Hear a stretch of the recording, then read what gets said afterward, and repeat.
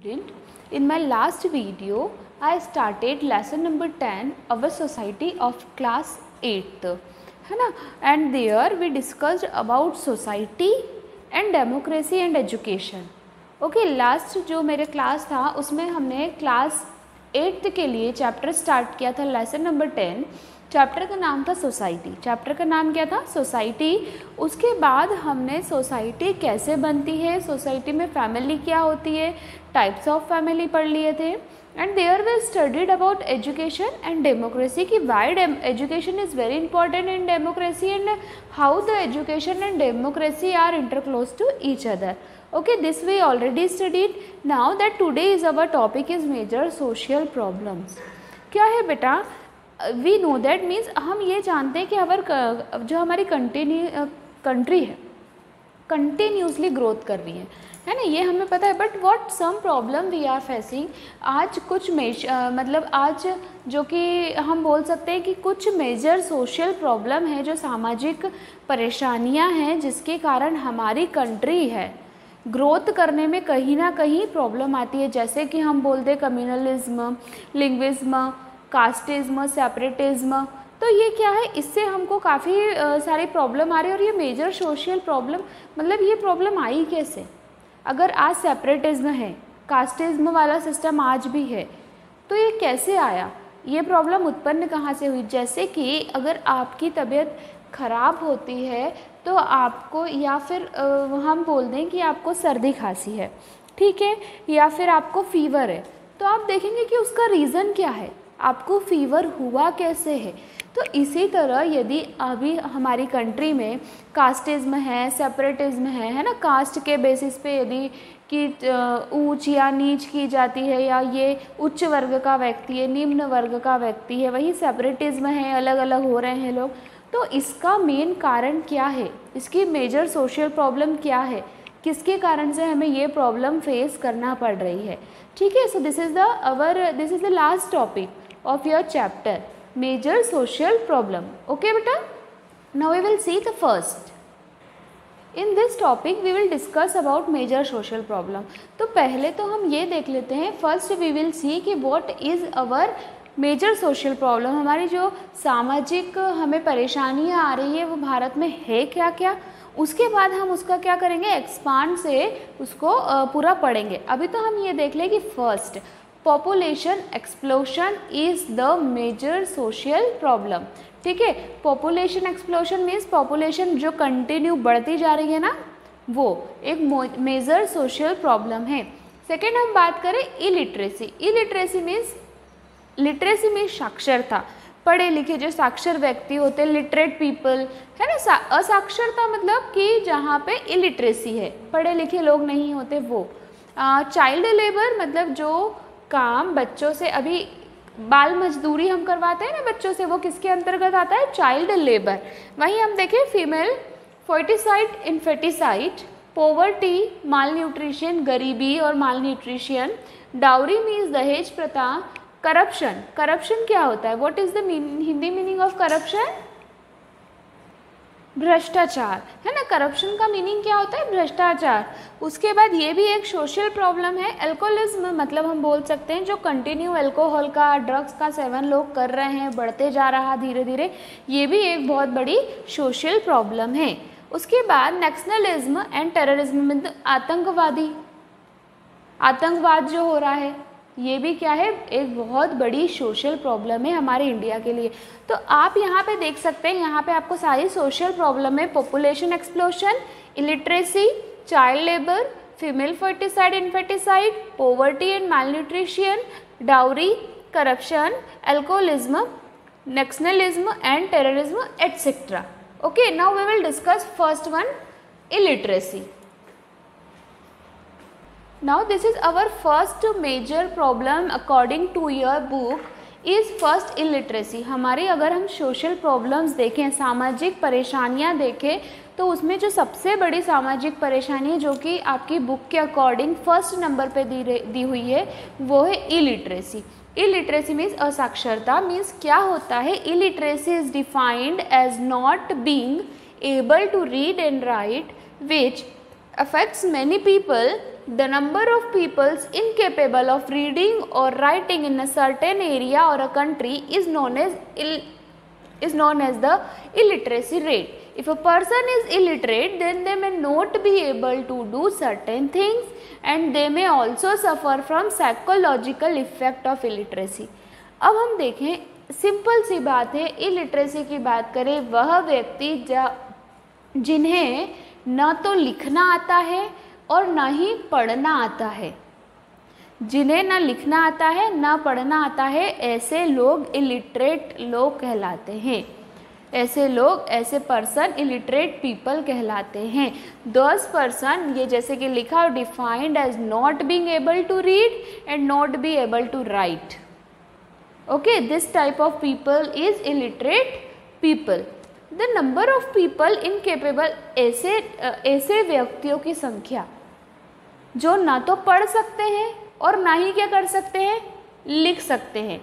ना ही पढ़ सकते ना ही लिख सकते। एक कंट्री में इतने लोग हैं जो ना लिख पाते हैं ना पढ़ पाते हैं, तो अपन उसको बोल सकते हैं कि ये जो कंट्री है या फिर ये जो एरिया है इसका इलिटरेसी रेट इतना है ना। जैसे कि हम बोले अभी 10 लोग अपने पास एग्जाम्पल के लिए बैठे हैं, उसमें से 5 लोग लिटरेट हैं, 5 लोगों को पढ़ना लिखना सब आता है, लेकिन वहीं जो 5 लोग हैं उन्हें पढ़ना आता है ना लिखना आता है। तो मुझे आप बताइए what is the literacy rate of this group? 5, है ना। और हियर अगर अपन देखें कि what is the illiterate rate, तो इलिटरेट रेट भी क्या होगा? 5, क्योंकि यहाँ पर भी ना 5 लोगों को पढ़ना आता है और ना ही 5 लोगों को आता है। अब हम बात करें इससे क्या होता है बेटा, अपना जो बहुत सारी चीज़ों पे इफेक्ट पड़ता है।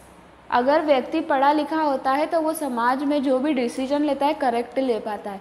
आज हम देखें कास्टिज्म को लेकर कितना बड़ा इशू चल रहा है कि नहीं, इसकी कास्ट उच्च वर्ग की है, इसकी कास्ट निम्न वर्ग की, बहुत सारे, not only caste, so many issues are there. But यदि पीपल फुल्ली लिटरेट होगा ना, वो पूरा समझेगा ना, एजुकेटेड होगा ना, तो ये जो सिस्टम है ना एक दिन पूरी तरीके से ख़त्म हो जाएगा। Understand? Okay, now we will see our next major social problem. Major social problem है वो क्या है हमारी? Position of women. वुमेन की पोजीशन बेटा, हियर व्हाट रिटर्न कि जो स्टेटस है इंडिया में वुमेन का पोजीशन की अगर हम देखें तो पहले की यदि हम बात करें, पहले वुमेन की जो पोजीशन थी ना वो काफ़ी डाउन थी एज़ कम्पेयर टू टुडे।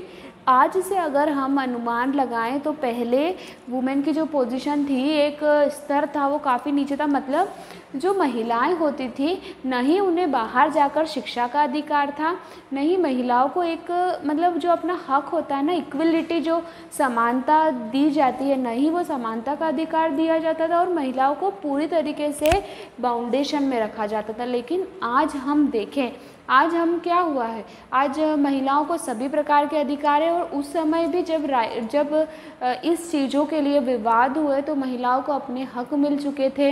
महिलाएं आज उसी मतलब एक बहुत हाइट पे स्टैंड कर रही है, जस्ट लाइक अ मैन, है ना। मतलब आज हम देखें तो पुरुष और महिला समान है, किसी में किसी भी प्रकार का कोई भेदभाव नहीं है। तो जो पोजीशन ऑफ वुमेन है ये भी एक हमारी बहुत बड़ी सोशल प्रॉब्लम थी।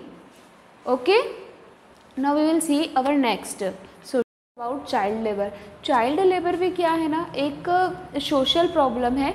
जैसे कि से नो चाइल्ड लेबर, मतलब जो बच्चे हैं, बच्चों को मजदूरी, बाल मजदूरी क्या है, पूर्णतः प्रतिबंधित है। मतलब बाल मजदूरी आप नहीं करवा सकते हैं।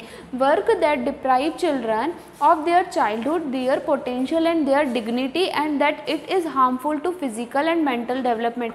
यदि आप बच्चों से बाल मजदूरी करवा रहे हैं, बच्चों को चाइल्ड लेबर के लिए, बच्चों को हम मतलब चाइल्डहुड में लेबर के लिए फोर्स कर रहे हैं कि नहीं आपको काम करना है, तो उससे क्या होता है ना, बच्चों का जो फिजिकल और मेंटल डेवलपमेंट होता है वो नहीं हो पाता है, या किसी तरह वो बच्चे क्या हो जाते हैं, मेंटल या फिजिकल लेवल पे वो डिस्टर्ब हो जाते हैं।